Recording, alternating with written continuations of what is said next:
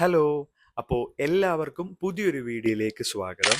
ആദ്യമായിട്ട് നമ്മുടെ ചാനൽ കാണുന്ന സ്റ്റുഡൻസിനാണ് നമ്മുടെ ചാനലിലൂടെ ഞങ്ങൾ പ്രൊവൈഡ് ചെയ്യുന്നത് നിങ്ങളുടെ പഠനവുമായി ബന്ധപ്പെട്ടിട്ടുള്ള കാര്യങ്ങളായിരിക്കും. ഫോർ എക്സാമ്പിൾ, നിങ്ങളിപ്പോൾ SSLC സ്റ്റുഡൻസ് ആണല്ലോ. അപ്പോൾ SSLCയുടെ ഓരോ ചാപ്റ്ററിലും എന്തൊക്കെയാണ് നിങ്ങൾ പഠിക്കുന്നത്, എങ്ങനെ നമുക്ക് ഈസി ആയിട്ട് മാർക്ക് സ്കോർ ചെയ്തെടുക്കാം, നമ്മളെല്ലാം വലിച്ചു വാരി പഠിക്കുന്നതല്ല. കൃത്യമായിട്ട് ഫോക്കസ് ഏരിയ ബേസ്ഡ് ആയിട്ട് നമ്മൾ പഠിക്കുമ്പോഴാണ് നമുക്ക് കൂടുതൽ മാർക്ക് എളുപ്പത്തിൽ സ്കോർ ചെയ്യാൻ വേണ്ടി കഴിയുന്നത്. സോ കൃത്യമായിട്ടൊരു ഗൈഡൻസ് നമ്മളിതാ വീഡിയോയിലൂടെ നിങ്ങൾക്ക് തരും.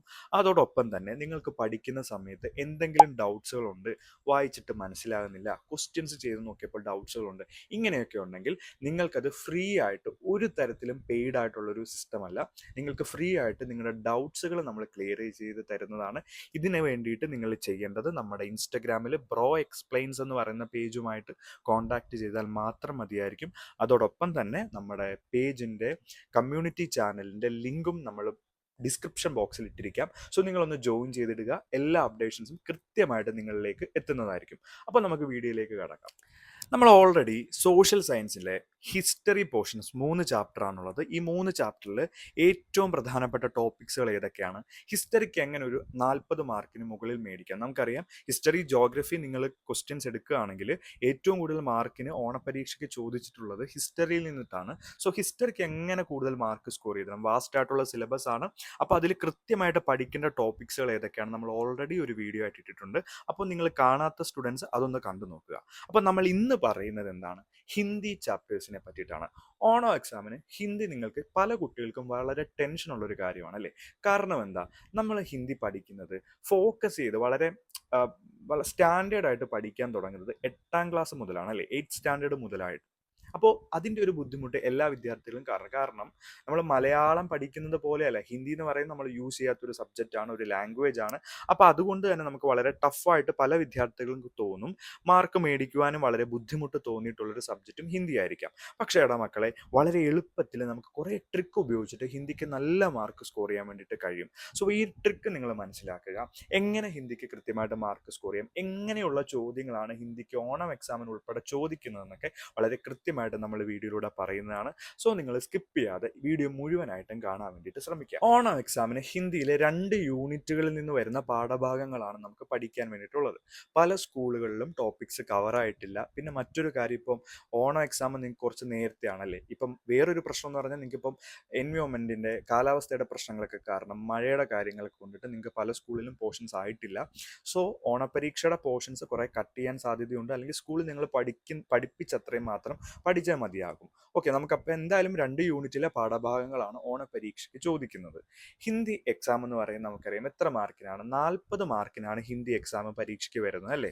ഇതിൽ കുറേ ക്വസ്റ്റ്യൻസ് നമുക്ക് ക്വസ്റ്റ്യൻ പേപ്പറിൽ നിന്ന് തന്നെ നമുക്ക് ആൻസർ ചെയ്യാൻ വേണ്ടിയിട്ട് കഴിയും. ഇപ്പോൾ ഫോർ എക്സാമ്പിൾ, ഒരു 10 മാർക്ക് ഷുവറായിട്ട് നിങ്ങൾക്ക്, നിങ്ങൾ ഒരു പാഠഭാഗവും പഠിച്ചിട്ടില്ലെങ്കിൽ കൂടി നിങ്ങൾക്ക് 10 മാർക്ക് ഔട്ട് ഓഫ് സിലബസിൽ നിന്ന് നിങ്ങൾക്ക് ചോദിക്കാറുണ്ട്.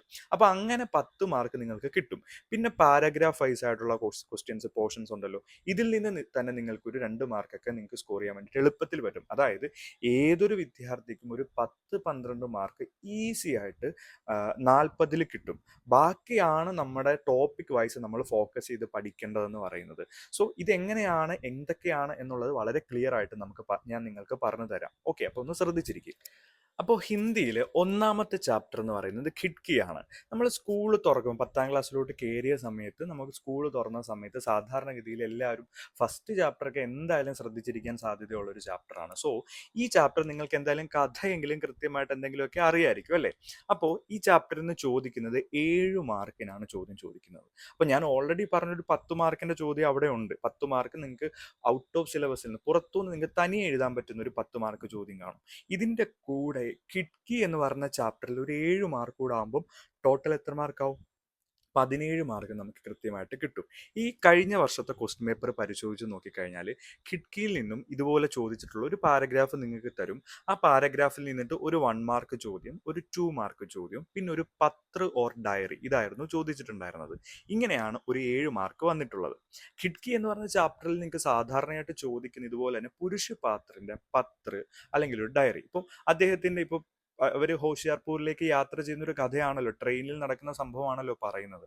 അപ്പോൾ ഈ ഒരു കഥയുടെ ഒരു സമ്മറി അല്ലെങ്കിൽ ഒരു പുരുഷ പാത്രത്തിൻ്റെ അവർക്ക് തോന്നി. ഇപ്പം ഷാള് വിൽക്കുന്ന യുവതി വന്ന സമയത്ത് ഈ കഥാപാത്രത്തിന് തൻ്റെ അച്ഛൻ്റെ ഓർമ്മകൾ വന്നിട്ടുണ്ടായിരുന്നു അല്ലേ. അപ്പോൾ അത് വെച്ചിട്ടൊരു ഡയറി നമ്മൾ പഠിക്കുന്നുണ്ട്. അതോടൊപ്പം തന്നെ സുഹൃത്തിന് എഴുതുന്ന ഒരു പത്രം നമ്മൾ പഠിക്കുന്നുണ്ട്. സോ ഇതിൽ ഏതെങ്കിലും ഒരു ഡയറി പഠിച്ചാൽ തന്നെ അത് വെച്ചിട്ട് നമുക്ക് എന്ത് ചെയ്യാൻ വേണ്ടി കഴിയും? പത്രം എഴുതാൻ വേണ്ടി കഴിയും. അപ്പം നിങ്ങൾക്ക് രണ്ടും പഠിക്കാൻ ബുദ്ധിമുട്ടുള്ള ഒരു സ്റ്റുഡൻ്റ് ആണെങ്കിൽ നിങ്ങൾ അതിൽ ഏതെങ്കിലും ഒരെണ്ണം പഠിക്കുക.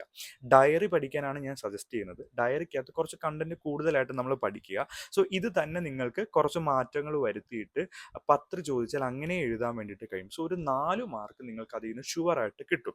അപ്പോൾ സാധാരണഗതിയിൽ ഈ പുരുഷപാത്രത്തിൻ്റെ തന്നെയാണ് ഡയറിയോ പത്രമോ ഒക്കെ ചോദിക്കുന്നത്. അതോടൊപ്പം തന്നെ പത്നിയുടെ തന്നെ ഒരു ഡയറി വേണമെങ്കിൽ അത് ചോദിക്കാൻ സാധ്യതയുണ്ട്.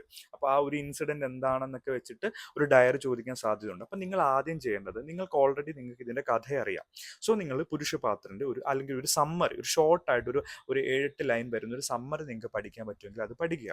നിങ്ങൾക്ക് ഇത് നോട്ട്സ് വേണം അല്ലെങ്കിൽ കുറച്ച് സിമ്പിളായിട്ട് സമ്മറി തരുമോ എന്നൊക്കെ ഉണ്ടെങ്കിൽ നിങ്ങളുടെ ഇൻബോക്സിലോട്ട് വന്നിട്ട് മെസ്സേജ് അയച്ചാൽ മതി. ഇനി രണ്ടാമതായിട്ട് നിങ്ങൾ ചെയ്യേണ്ടത് ഈ പുരുഷപാത്രനെ പറ്റിയിട്ട് ഒരു ഡയറി എന്തെങ്കിലും ഒന്ന് ജസ്റ്റ് ഒന്ന് പഠിച്ചു വെക്കുക. ഇനി നിങ്ങൾ അതോടൊപ്പം തന്നെ പത്രം എഴുതാനുള്ള ഒരു ഫോർമാറ്റും കൂടെ നിങ്ങൾ പഠിച്ചു വെക്കുക. ഇത്രയും കാര്യം മാത്രം ഈ ചാപ്റ്ററിൽ നിന്ന് പഠിച്ചാൽ മതി. മെയിൻ ആയിട്ടുള്ള സമ്മറിയിൽ ഒരു 7-8 പോയിന്റ്സുകൾ നിങ്ങൾ പഠിക്കുക. ഡയറി ആയിട്ട് എഴുതാൻ വേണ്ടിയിട്ട് വരുന്നൊരു കാര്യങ്ങൾ കുറച്ച് പഠിക്കുക. ഇനി പിന്നെ പത്രത്തിന്റെ ഒരു ഫോർമാറ്റ്, തുടക്കവും എൻഡിങ്ങും ഒക്കെ എങ്ങനെ എഴുതുന്നുള്ള കാര്യം മാത്രം പഠിച്ചു കഴിഞ്ഞാൽ നിങ്ങൾക്ക് ഈ ഒരു ചാപ്റ്ററിൽ നിന്ന് 7 മാർക്ക് സുഖമായിട്ട് സ്കോർ ചെയ്യാൻ വേണ്ടിയിട്ട് കഴിയും. നിങ്ങൾ ഖിഡ്കി പഠിച്ചില്ലെങ്കിൽ കൂടി നിങ്ങൾ ആദ്യം ഫസ്റ്റ് ഫോക്കസ് ചെയ്ത് പഠിക്കേണ്ട ഒരു കവിതയാണ്. കാരണം ഒരു കവിത മാത്രമേ നിങ്ങൾക്ക് ഫസ്റ്റ് ടൈമിൽ പരീക്ഷയ്ക്ക് ഉണ്ടാകൂ. അതൊന്ന് മേരി ദുനിയാ കെ തമാം ബെച്ചെ എന്ന് പറയുന്ന ഒരു കവിതയാണ്. അപ്പോൾ ഈ കവിതയിൽ നിന്നിട്ട് നിങ്ങൾക്ക് 1 മാർക്കിന്റെ ഒരു ചോദ്യവും ഒരു കവിതാംശം എഴുതാൻ വേണ്ടിയിട്ട് ചോദിക്കും. കഴിഞ്ഞ വർഷവും ഇത് തന്നെയാണ്. മേരി ദുനിയാ കി തമാം ബെച്ചെ എന്ന് പറയുന്ന ആ ഒരു കവിതയിൽ നിന്നിട്ടുള്ളൊരു ചോദ്യം. അതിൽ ഒരു 2 മാർക്കിന്റെ ചോദ്യമാണ്. ഒരു 2 മാർക്കിന്റെ ചോദ്യവും ഒരു കവിതാംശം നിങ്ങൾക്ക് ചോദിക്കും. അപ്പോൾ 2 മാർക്കിന്റെ ചോദ്യം നിങ്ങൾക്ക് ആ ഒരു കവിതയുടെ ആ ഒരു പാരഗ്രാഫിൽ നിന്ന് തന്നെ നിങ്ങൾക്ക് സ്വന്തമായിട്ട് അത് ലൈൻ നോക്കിയിട്ടെങ്കിലും എഴുതാം. അപ്പോൾ ഒരു 2 മാർക്ക് അവിടെ കിട്ടിയേ. പിന്നെയാണ് ഒരു കവിതാംശം, ഒരു 4 മാർക്കിന്റെ കവിതാംശം എന്ന് പറയുന്നത്. അപ്പോൾ ഈ ഒരു കവിത മേരി ദുനിയാ കെ തമാം ബെച്ചെ എന്ന് പറയുന്നത് വളരെ സിമ്പിൾ ആയിട്ടുള്ള ഒരു കവിതയാണ്. ഈ കവിതയുടെ ആശയം ഹിന്ദിയിൽ നിങ്ങൾ പഠിച്ചു വെക്കുക. വളരെ സിമ്പിൾ ആയിട്ട് ഇതിന്റെ ആശയം നിങ്ങൾ പഠിച്ചു വെക്കുക. ഇപ്പോഴും ഞാൻ പറയുന്നു, സിമ്പിളായിട്ട് നിങ്ങൾക്ക് ആ കവിതയുടെ ആശയം വേണമെങ്കിൽ നമ്മളെ കോൺടാക്ട് ചെയ്താൽ മതിയാവും. ഓക്കെ, അപ്പോൾ സിമ്പിളായിട്ട് കവിതയുടെ ആശയം പഠിച്ചു വെച്ചു. നിങ്ങൾക്കിപ്പോൾ കവിതയുടെ ആശയം എഴുതാൻ വേണ്ടിയിട്ടല്ല ചോദിക്കുന്നത്. ആ കവിതയുടെ ഒരു 2-3-4 ലൈൻസ് നിങ്ങൾക്ക് തരും, ഒരു 4-5 ലൈൻസ് തരും. ആ ഒരു ലൈൻസിന്റെ ആശയമാണ് നമ്മൾ അവിടെ പരീക്ഷയ്ക്ക് എഴുതേണ്ടത്. പിന്നെ ഒരു 2 മാർക്കിന്റെ ചോദ്യം. ഇപ്പൊ എത്ര മാർക്കായി? 6 മാർക്കായില്ലേ? നമ്മൾ ആദ്യം എത്ര മാർക്കിന്റെ കിഡ്കിയിൽ വന്നു? 7 മാർക്കിന്റെ കിഡ്കിയിൽ നിന്നൊരു ചോദ്യം വന്നു. ഇപ്പോൾ ഒരു 6 മാർക്കിന്റെ ചോദ്യം കൂടി വന്നില്ലേ? അപ്പൊ ഷുവറായിട്ട് ചോദിക്കുന്ന സംഭവമാണ് എത്ര മാർക്കിന്റെ വന്നിട്ടുള്ള 13 മാർക്കിന്റെ നമ്മളിപ്പോൾ പറഞ്ഞത്. ഇനി നമ്മൾ ഔട്ട് ഓഫ് സിലബസിന്റെ കാര്യം നിലവിൽ പറഞ്ഞിട്ടില്ല. ഔട്ട് ഓഫ് സിലബസിന്റെ ഒരു 10 മാർക്ക് കൂടെ ചേർക്കും. ഇപ്പൊ എത്ര മാർക്കായി? 23 മാർക്ക് നിങ്ങൾക്ക് വളരെ സിമ്പിൾ ആയിട്ട് മാർക്ക് സ്കോർ ചെയ്യാൻ വേണ്ടി കഴിയും. ഇതുപോലെ തന്നെ നിങ്ങൾക്ക് പരീക്ഷയ്ക്ക് ചോദിക്കുന്ന ഒരു ചോദ്യമാണ് 3 മാർക്കിന്റെ ഹൈക്യു. ഈ ഹൈക്കു എന്നൊക്കെ പറയുമ്പോൾ ഇപ്പൊ മറ്റ് ചാപ്റ്റർ ഒക്കെ എടുത്തു കഴിഞ്ഞാൽ നമുക്ക് ഈ പത്രോ ഡയറി എന്ത് വേണമെങ്കിലും ചോദിക്കാം. പക്ഷേ ഈ കവിതാംശം നിങ്ങൾക്ക് ഈ കവിത പഠിച്ചു കഴിഞ്ഞാൽ ഉറപ്പായിട്ട് എഴുതാൻ വേണ്ടി കഴിയും. ഹൈക്കു ഏതെങ്കിലും ഒരു ഹൈക്യൂന്ന് നിങ്ങൾ 3 മാർക്കിന് ചോദിക്കും അല്ലേ. അപ്പൊ ഹൈക്യൂന്റെ ആശയം പഠിച്ചു വെച്ചാൽ 3 മാർക്ക് നിങ്ങൾക്ക് അവിടെ ഷുവർ ആണ്. ക്ലിയർ ആയോ പറഞ്ഞേ? അപ്പൊ ഹൈക്കും കൂടെ ആയപ്പോ എത്ര മാർക്കായി നിങ്ങൾക്ക് ഇപ്പോ? 26 മാർക്ക് നിങ്ങൾക്ക് കിട്ടി. നോക്കണം, 40-ലാണ് നിങ്ങൾക്ക് ഈ 26 മാർക്ക് കിട്ടിയത്. ഇപ്പൊ തന്നെ നിങ്ങൾ ഒരു സെറ്റ് ആയില്ലേ? അപ്പൊ ഈ ഒരു സിസ്റ്റത്തിലൂടെ വേണം നിങ്ങൾ പഠിക്കാൻ വേണ്ടിയിട്ട്. ഷുവർ ആയിട്ടൊരു ചോദ്യം ചോദിക്കുമെന്ന് പറഞ്ഞില്ലേ, ആ ഒരു പോർഷനിലേക്ക് നമുക്ക് നോക്കാം. കഴിഞ്ഞ വർഷത്തെ ക്വസ്റ്റ്യൻ പേപ്പർ എടുക്കാം. റെയിൻ ബെസേരെ മേം എന്ന് പറയുന്ന ചാപ്റ്ററിൽ നിന്നാണ് ഈ ഷുവർ ആയിട്ട് നമുക്ക് ഒരു ഔട്ട് ഓഫ് സിലബസിൽ നിന്ന് ചോദിക്കുന്ന ഒരു ചോദ്യം എന്ന് പറയുന്നത്. അതിലിവിടെ ചോദിച്ച ചോദ്യം എന്താണെന്നറിയാവോടാ? അതായത് നമ്മൾ ഈ സഹി മിലാൻ കരെ എന്നൊക്കെ പറഞ്ഞിട്ടൊരു സംഭവമില്ലേ, ഇത് നിങ്ങൾക്ക് കഥ അറിയാമെങ്കിൽ അല്ലെങ്കിൽ നിങ്ങൾക്ക് ആ പാരഗ്രാഫിൽ നിന്ന് തന്നെ മാച്ച് ദ ഫോളോവിങ് എഴുതാൻ വേണ്ടിയിട്ട് ചോദിക്കുന്നതാണ്. അത് എത്ര മാർക്കിനാ? 3 മാർക്കിനാണ് ചോദിച്ചിട്ടുള്ളത്. അതുപോലെ തന്നെ നിങ്ങൾക്കൊരു പട്കഥ പരീക്ഷയ്ക്ക് ചോദിക്കും. അതും ഈ പറഞ്ഞ പോലെ 4 മാർക്കിന് ഏത് ചാപ്റ്ററിൽ നിന്ന് വേണമെങ്കിലും പട്കഥ ചോദിക്കാം. പട്കഥയൊക്കെ കൂടുതൽ കുറച്ചൊക്കെ ഒരു നോളജ് ഉണ്ടെങ്കിൽ മാത്രമേ നമുക്ക് അതിൽ എഴുതാൻ വേണ്ടി കഴിയൂ. പക്ഷെ നിങ്ങൾക്കൊരു സ്റ്റാൻഡേർഡ് മാർക്ക് മേടിക്കാൻ വേണ്ടിയിട്ടാണ് നമ്മൾ ഈ വീഡിയോ ചെയ്യുന്നത്. സോ പട്കഥയുടെ കാര്യം നിങ്ങൾ ജസ്റ്റ് കുറച്ചൊന്ന് മാറ്റി വെക്കും. പക്ഷെ നിങ്ങൾക്ക് സഹി മിലാൻ കരെ എന്തായാലും എഴുതാൻ പറ്റുമല്ലോ. അറ്റ്ലീസ്റ്റ് നിങ്ങൾക്ക് അപ്പുറത്തിരിക്കുന്ന ആരുടെയെങ്കിലും നോക്കിയെങ്കിലും സഹി മിലാൻ കരെ നിങ്ങൾക്ക് എഴുതാൻ വേണ്ടി പറ്റും. മാച്ച് ദ ഫോളോവിങ് അല്ലേ, ഒരു 3 മാർക്ക് നിങ്ങൾക്ക് കിട്ടത്തില്ലേ? നമ്മൾ ഇത്രയും സിമ്പിളായിട്ട് നിങ്ങൾക്ക് പറഞ്ഞു തരുന്നത് ഒരു ആവറേജ് ആയിട്ടുള്ള വിദ്യാർത്ഥികൾക്ക് പോലും മാർക്ക് എങ്ങനെ ഹൈ മാർക്ക് സ്കോർ ചെയ്യാം എന്നുള്ളതാണ് നമ്മുടെ ലക്ഷ്യം. സോ അതുകൊണ്ടാണ് നമ്മൾ ഇങ്ങനെയുള്ള ട്രിക്കുകൾ പറഞ്ഞു തരുന്നത്. സോ ഇതൊന്ന് നോക്കുക. സഹി മിലാൻ കരെ എന്തായാലും നിങ്ങൾക്ക് ചോദിക്കും. പട്കഥ വരുന്നത് 4 മാർക്കിനാണ്. പട്കഥ നിങ്ങൾക്ക് എഴുതാൻ പറ്റിയിട്ടില്ലെങ്കിലും ഒരു 3 മാർക്ക് നിങ്ങൾക്ക് അവിടെ നിന്ന് എഴുതാൻ വേണ്ടി കിട്ടുമല്ലോ, ഉറപ്പായിട്ടും കിട്ടുമല്ലോ. അപ്പോൾ ഇതാണ് നമ്മുടെ ഒരു കോൺഫിഡൻസ് എന്ന് പറയുന്നത്. ഇനി അടുത്ത ചോദ്യം എന്ന് പറയുന്നത് ഹൈക്യൂവിൽ നിന്നിട്ടാണ്. നിങ്ങൾക്ക് 3-4 ഹൈക്യൂ പഠിക്കാനുണ്ടല്ലേ? എക്സാക്ട് എനിക്ക് ഓർമ്മയില്ല. അപ്പോൾ ഈ ഹൈക്യൂവിൽ നിന്നൊരു ചോദ്യം കാണും. അതിൽ നിന്നൊരു 1 മാർക്ക് ചോദ്യം കാണും, ഒരു 2 മാർക്ക് ചോദ്യം കാണും. അപ്പോൾ ആ ഹൈക്യൂവിൻ്റെ ആശയം നിങ്ങളൊന്ന് മലയാളത്തിൽ പോലും ഓർത്തു വെച്ച് കഴിഞ്ഞാൽ, ഹിന്ദിയിൽ നിങ്ങൾക്ക് എഴുതാൻ വേണ്ടി നിങ്ങൾ പഠിക്കാൻ പറ്റുന്നില്ല, ജസ്റ്റ് മലയാളത്തിലാണെങ്കിൽ പോലും ഒരു 2 മാർക്ക് നിങ്ങൾക്ക് സിമ്പിളായിട്ട് മിക്കവാറും ഓപ്ഷൻ തന്നിട്ടുള്ള ചോദ്യങ്ങളാകാനാണ് ചാൻസ്. അങ്ങനെയാണെങ്കിൽ പോലും നിങ്ങൾക്ക് മാർക്ക് സ്കോർ ചെയ്യാൻ വേണ്ടി കഴിയും. സോ ഹൈക്യൂ അതുപോലെ തന്നെ കവിതയുടെ ആശയം നിങ്ങൾ മസ്റ്റായിട്ട് പഠിക്കേണ്ടതാണ്. ഓക്കെ, കാരണം നിങ്ങൾക്ക് അതിൽ നിന്ന് ഉറപ്പായിട്ടും ചോദ്യങ്ങൾ വരും. മറ്റേ ചോദ്യം ഒരു ഡയറി ആണോ പത്രാണോ എന്താണ് ചോദിക്കുന്നത്, നമുക്ക് ഏത് ചാപ്റ്ററിൽ നിന്നാണ് ചോദിക്കുന്നത് നമുക്ക് കൺഫേം ആയിട്ട് പറയാൻ വേണ്ടി കഴിയില്ല. പക്ഷെ ഒരു കവിതയുടെയും ഹൈക്യൂവിൻ്റെയും കാര്യം നിങ്ങൾ കൃത്യമായിട്ട് നിങ്ങൾക്ക് ഇന്നതിൽ ഏതെങ്കിലും ഒരെണ്ണം ചോദിച്ചിരിക്കുമെന്ന് നമുക്ക് ഉറപ്പാണ്. കവിതാംശം ഉറപ്പാണ്, ഈ കവിത തന്നെ ചോദിക്കും, അതിൽ ഏതെങ്കിലും ഒരു ഭാഗമായിരിക്കും ചോദിക്കുന്നത്. ഇപ്പം നിങ്ങൾക്ക് ഒരു ഐഡിയ കിട്ടിക്കാണത്തില്ലേ? ഇനി നമുക്ക് അടുത്ത ക്വസ്റ്റ്യനിലേക്ക് പോവാം. ഇനി അതുപോലെ തന്നെ നമുക്ക് അടുത്ത പാർട്ടിലും റെയിൻ ബെസൈരേമേം എന്ന് പറഞ്ഞ ചാപ്റ്ററിൽ തന്നെയാണ്. ഇതിൽ സാധാരണഗതിയിൽ നമുക്ക് പ്രത്യയം എഴുതാനൊക്കെ പറഞ്ഞിട്ട് ചോദ്യം, സർവനാം പ്രത്യയമൊക്കെ എഴുതാൻ വേണ്ടിയിട്ടുള്ള ചോദ്യങ്ങൾ, വഹ് അല്ലെങ്കിൽ എന്താണ് ഹം, അങ്ങനെയുള്ള എന്തെങ്കിലും ഹമാരയുടെ ഒക്കെ എഴുതാൻ വേണ്ടി ചോദിക്കാം. പക്ഷെ അങ്ങനെ തന്നെ ചോദിക്കണമെന്നില്ല. അത് നിങ്ങളുടെ ക്വസ്റ്റ്യൻ പേപ്പർ പല വർഷങ്ങളിലും പല രീതിയിലാണ് വന്നിട്ടുള്ളത്. പക്ഷേ അതിൽ കൃത്യമായിട്ട് ചോദിക്കുന്നതാണ് വാക്യവിസ്താർ കരയും എന്ന് പറഞ്ഞിട്ട് ചോദ്യം. ഫോർ എക്സാമ്പിൾ ഞാനിപ്പോൾ ഒരു ഭാഗം പറയാം, നിങ്ങൾക്ക് കുറച്ച് വേർഡ്സുകൾ തരും. എക്സാമ്പിളായിട്ട് ബഹുത്ത്, പാഗല്, രാത്തുകോ, ഇത് കഴിഞ്ഞ വർഷം ചോദിച്ചിട്ടുള്ള ചോദ്യമാണ്. ഇങ്ങനെ 3 വാക്കുകൾ തരും, എന്നിട്ട് നിങ്ങൾക്ക് ഒരു സെന്റൻസ് തരും. ആ സെന്റൻസ് കഴിഞ്ഞ വർഷത്തെ ഇങ്ങനെയായിരുന്നു, ആത്മീനെ പരേശാൻ കിയ എന്നതാണ് സെന്റൻസ്. അപ്പൊ നമ്മൾ എന്താ ചെയ്യേണ്ടത്, ഇതുപോലെ ഒരു വാക്യ വിസ്താരം നിങ്ങൾ ഉണ്ടാക്കും, ഒരു വാക്യം ക്രിയേറ്റ് ചെയ്തെടുക്കുകയാണ് ചെയ്യേണ്ടത്. അവിടെ നിങ്ങൾക്ക് ബഹുത്ത്, പാഗൽ, രാത്തുകോ എന്നുള്ള വാക്കുകളാണ് ആഡ് ചെയ്യേണ്ടത്. അപ്പൊ നമുക്കിതിൽ എങ്ങനെ ആഡ് ചെയ്യും? ഇത് നമുക്കിവിടെ വളരെ സിമ്പിൾ ആയിട്ട് 3 മാർക്ക് നമുക്ക് വെറുതെ തരുന്നൊരു 3 മാർക്കാണെന്ന് പറയാം. ഫോർ എക്സാമ്പിൾ നമ്മുടെ വാക്യം ഏതായിരുന്നു, ആത്മീനെ പരേശാൻ കിയ. അവിടെ നമ്മൾ ബഹുത്ത് ചേർക്കുകയാണെങ്കിലോ, ആത്മീനെ ബഹുത്ത് പരേശാൻ കിയ. ഇനി രണ്ടാമത്തെ സെന്റൻസ് എന്താ, ആത്മിക്ക് മുമ്പ് നമുക്ക് പാഗൽ ചേർക്കാം. അപ്പൊ പാഗൽ ആത്മീനെ ബഹുത്ത് പരേശാൻ കിയ. മൂന്നാമത്തെ എങ്ങനെ എഴുതാം, രാത്തുകോ പാഗൽ ആത്മീനെ ബഹുത്ത് പരേശാൻ കിയ. കണ്ടോ, ഇത്രയും നമ്മൾ ജസ്റ്റ് ആ വേർഡ് ഒന്ന് ആഡ് ചെയ്ത് കൊടുത്താൽ നമുക്ക് എത്ര മാർക്ക് കിട്ടുന്നതാ? 3 മാർക്ക് ഇതാ സുഖമായിട്ട് കിട്ടുന്നൊരു ചോദ്യമാണ്. മനസ്സിലായില്ലേ? അപ്പൊ എന്താ, അവിടുന്ന് 3 മാർക്ക് കിട്ടി. അപ്പൊ ആദ്യത്തെ 7 മാർക്ക്, രണ്ടാമത്തേന് 6 മാർക്ക്, അപ്പൊ 13 മാർക്കായി. പിന്നീട് നമ്മൾ എത്ര മാർക്ക് പറഞ്ഞു, ഈ സഹി മിലാൻ കരയുടെ ഒരു 4 മാർക്ക് പറഞ്ഞു അല്ലെ. പിന്നെ അത് കഴിഞ്ഞിട്ട് അപ്പോൾ 13ഉം 17ആയി. പിന്നെ ഒരു 3 മാർക്ക് നമ്മുടെ ദോഹ പറഞ്ഞു. അപ്പൊ എത്രയായി, 20ആയി. ഇപ്പൊ എത്ര മാർക്കായി, ഇപ്പൊ അടുത്തതായിട്ട് വീണ്ടും ഒരു 3 മാർക്ക് ചോദ്യം നമുക്ക് കിട്ടി. ഇനി അത് കഴിഞ്ഞിട്ട് നിങ്ങൾക്ക് ഇതുപോലെ തന്നെ നെക്സ്റ്റ് നമുക്ക് സിമ്പിൾ ആയിട്ട് ചോദിക്കുന്ന ഒരു ചോദ്യമാണ്. ഇതുപോലെ നിങ്ങൾക്ക് ഏതെങ്കിലും ഒരു പാരഗ്രാഫ് നിങ്ങൾ പഠിക്കാത്തൊരു പോർഷൻ തരും, അതിൽ നിന്നുള്ള ചോദ്യങ്ങൾ ഈ പറഞ്ഞ പോലെ നമുക്ക് ആ പാരഗ്രാഫിൽ നിന്ന് എടുത്തെഴുതാൻ വേണ്ടി തന്നെ 4 മാർക്കിന് ചോദിക്കും. അതിൽ തന്നെ ഒരു വിശേഷണ ശബ്ദം അതുപോലുള്ള ഒരു 1 മാർക്ക് ചോദ്യം ചോദിക്കും. അതായത് ഒരു 5 മാർക്ക് വളരെ സിമ്പിൾ ആയിട്ട് ഔട്ട് ഓഫ് സിലബസിൽ നിന്ന് നമുക്ക് എഴുതാൻ വേണ്ടി കഴിയും. പ്രീവിയസ് ഇയർ ക്വസ്റ്റ്യൻസ് വേണമെങ്കിൽ നമ്മൾ അതിന്റെ ആ പ്രീവിയസ് ഇയർ ക്വസ്റ്റ്യൻ പേപ്പറും നമ്മുടെ ബ്രോഡ്കാസ്റ്റ് ചാനലിൽ നിന്ന് നമ്മൾ ഇട്ടേക്കാം. സോ നിങ്ങളൊന്ന് ചെക്ക് ചെയ്താൽ മതി. അപ്പൊ നോക്കിയാടാ, ഇതോടൊപ്പം തന്നെ വേറെ ഇടയ്ക്കൊരു ഒരു പാർട്ട് ക്വസ്റ്റ്യൻ കൂടെ വരും. അത് നിങ്ങൾക്ക് ഏതെങ്കിലും നിങ്ങൾ പഠിച്ചിട്ടുള്ള ഒരു പാഠഭാഗമായിരിക്കും തന്നിട്ടുള്ളത്. അതിൽ നിന്ന് നമുക്ക് ഒരു 1 മാർക്ക് ചോദ്യം കാണും, ഒരു 2 മാർക്ക് ചോദ്യം കാണും. പിന്നെ നിങ്ങൾക്ക് എന്തെങ്കിലും ഒരു വാർത്താലാപോ അല്ലെങ്കിൽ അങ്ങനെ എന്തെങ്കിലുമൊക്കെ എഴുതാൻ വേണ്ടിയിട്ടുള്ള ഒരു ചോദ്യം, ഒരു 4 മാർക്കിന് ചോദ്യം. ഇപ്പൊ ഈ വാർത്താലാപ പോലും നിങ്ങൾക്ക് എഴുതാൻ പറ്റുന്നില്ല, അത് സുഖമായിട്ട് നിങ്ങൾക്ക് ആ ഒരു പാരഗ്രാഫ് വെച്ചിട്ട് എഴുതാം. പക്ഷെ അതിൽ എന്തെങ്കിലും നിങ്ങൾക്ക് ഡൗട്ട് ഉണ്ടെങ്കിൽ അത് വിടുകയാണെങ്കിൽ പോലും നമുക്ക് 3 മാർക്ക് പാരഗ്രാഫിൽ നിന്ന് എടുത്തെഴുതാലോ. ആ വാക്കുകളൊക്കെ നോക്കിയിട്ട് എങ്കിലും നമുക്ക് ആ ഒരു പാരഗ്രാഫിൽ നിന്ന് എടുത്ത് അതേ സെന്റൻസ് തന്നെ എഴുതിയാൽ പോലും നമുക്കൊരു 2 മാർക്കിൽ 1.5 മാർക്കെങ്കിലും ഒക്കെ കിട്ടുവാടാ. അപ്പൊ അവിടെ തന്നെ ഒരു 3 മാർക്കായി. അപ്പൊ എല്ലാം കൂടെ ഒരു എറൗണ്ട് ഒരു 30 മാർക്ക് നിങ്ങൾക്ക് വളരെ സിമ്പിൾ ആയിട്ട് നിങ്ങൾക്ക് മേടിച്ചെടുക്കാൻ വേണ്ടി കഴിയും. ഇപ്പൊ നിങ്ങൾക്കൊരു ഐഡിയ, ഒരു ക്ലാരിറ്റി കിട്ടിയിട്ടുണ്ടാവില്ലേ?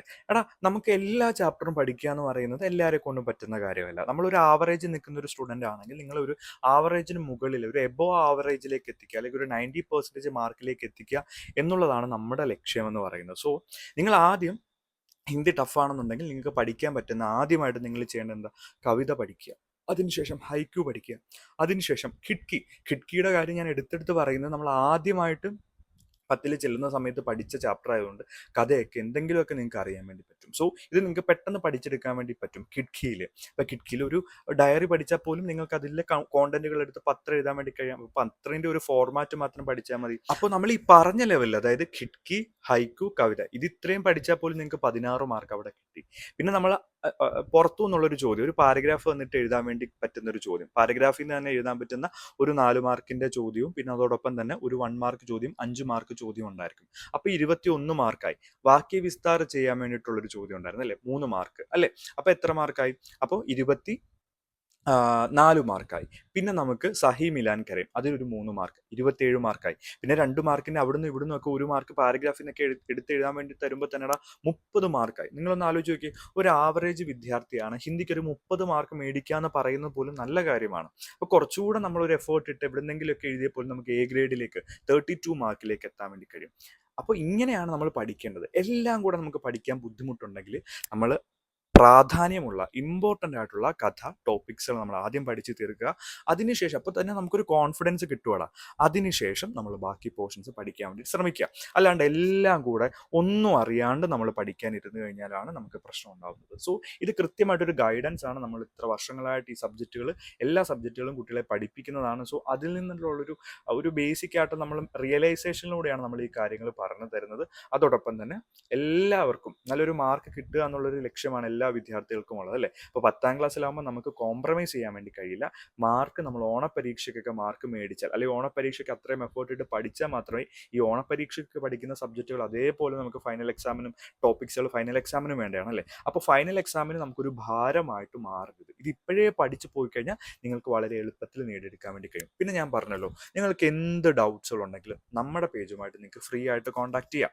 ബ്രോ എക്സ്പ്ലെയിൻസ് എന്ന് പറഞ്ഞ പേജ്, ടെയിൽസ് ഓഫ് സ്റ്റുവർട്ട് എന്ന് പറഞ്ഞ പേജ്, ഇത് നിങ്ങൾ ഫോളോ ചെയ്തിട്ട് നിങ്ങൾ ചോദിച്ചാൽ മതി, ഡൗട്ട്സ് ചോദിച്ചാൽ മതി, ഫ്രീ ആയിട്ട് പറഞ്ഞു തരാം. ടോപ്പിക്സുകൾ മനസ്സിലാവാത്തുണ്ടെങ്കിൽ ആ ടോപ്പിക്സ് ഒന്ന് കൃത്യമായിട്ട് ഫോട്ടോ എടുത്തിട്ടാൽ മതി, പറഞ്ഞു തരാം. ഇതെല്ലാ സബ്ജക്റ്റും ഇങ്ങനെയാണ്. നമുക്കൊരു ഫുൾ ചാപ്റ്റർ പഠിപ്പിക്കാൻ വേണ്ടിയിട്ടുള്ളൊരു ടൈമില്ല. കാരണം നിങ്ങൾക്കറിയാം, നമ്മളൊരു എഡ്യൂക്കേഷൻ പ്ലാറ്റ്ഫോം എന്നുള്ള നിലയിൽ അല്ല.